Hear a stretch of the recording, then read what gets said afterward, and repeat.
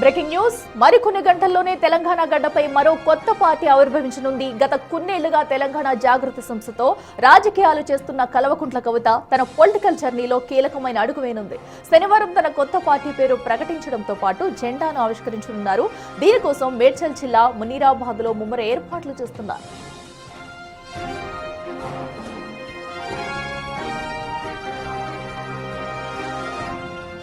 రాబోయే రోజుల్లో ఈ పార్టీ సృష్టించబోయే ప్రకంపనలు తెలంగాణ రాజకీయ గమనాన్ని మార్చేస్తాయని కవిత ముందుగానే సంకేతాలు ఇవ్వడం ఇప్పుడు హాట్ టాపిక్ గా మారింది. ముఖ్యంగా యువత, మహిళలు, రైతుల సంక్షేమమే పెద్దపీటగా పార్టీ అజెండా ఉండబోతుందన్నారు. పార్టీ ప్రకటన నేపథ్యంలో కవిత సొంత గడ్డ ఉమ్మడి నిజామాబాద్ జిల్లాలో పండుగ వాతావరణం నెలకొంది. ఎక్కడ చూసినా భారీగా ఫ్లెక్సీలు, హోర్డింగ్స్ తో కొత్త శోభను సంతరించుకుంది.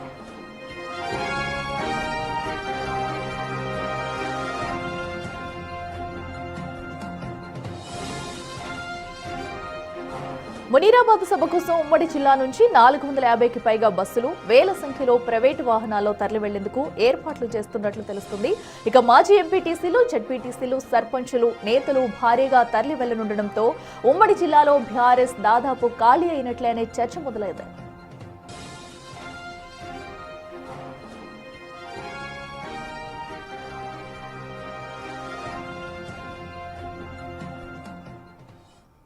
ఇక మరింత సమాచారం మా ప్రతినిధి రాజేష్ లైవ్ లో అందిస్తారు. రాజేష్, మరికొద్ది గంటల్లోనే 24 గంటల్లో కూడా కవిత నూతన పార్టీని అయితే ప్రకటించబోతున్నారు. దీనికి సంబంధించి ఇప్పుడే భారీగా సభకు కూడా ఏర్పాట్లు అయితే చేస్తున్నట్టు తెలుస్తుంది. ఏంటి అక్కడ తాజా పరిస్థితి ఎలా ఉంది?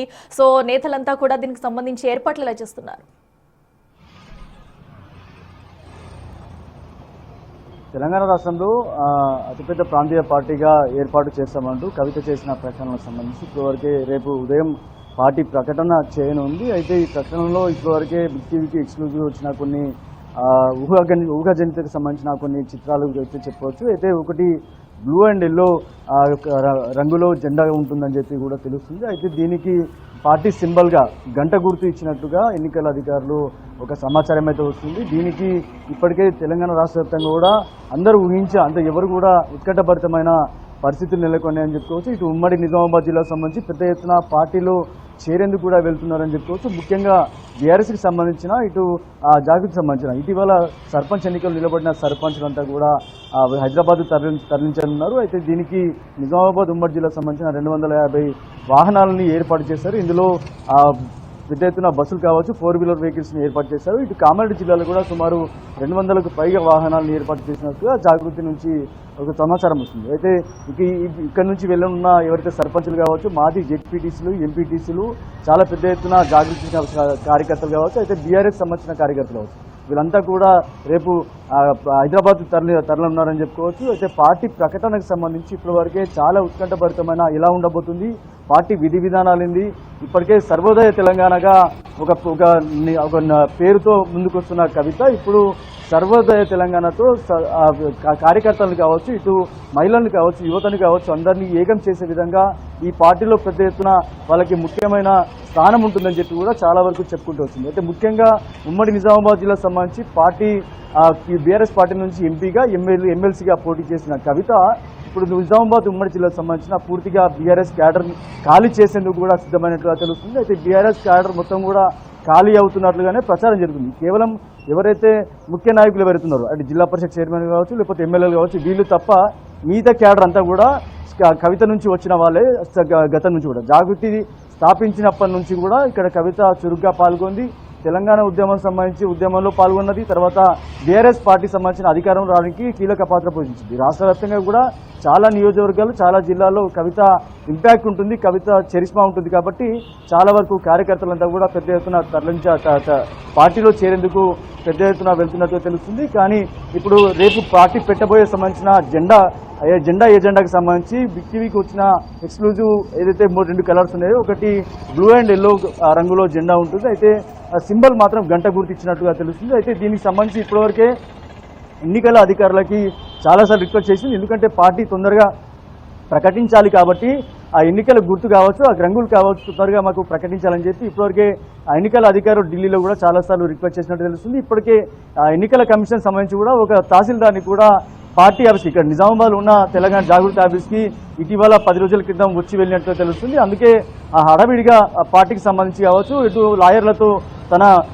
ఏదైతే రిక్వెస్ట్ ఏదైతే ఉందో ఆ రిక్వెస్ట్ రాజేష్ అయితే అటు అందులో గుర్తుకి భాగంగానే సంబంధించి కానీ ఎక్కడ కూడా పార్టీ జెండాకి సంబంధించి కానీ ఇప్పటి వరకు ఎలాంటి ప్రకటన లేదు. మరి దీనికి ఇప్పటి వరకు క్లియరెన్స్ వచ్చింది అనుకోవచ్చు, ఎందుకంటే మరొక 24 గంటలే టైమింగ్ ఉంది కాబట్టి అటు ఎన్నికల అధికారి నుంచి కానీ వేరే ఎక్కడి నుంచి కూడా సమాచారం లేదు.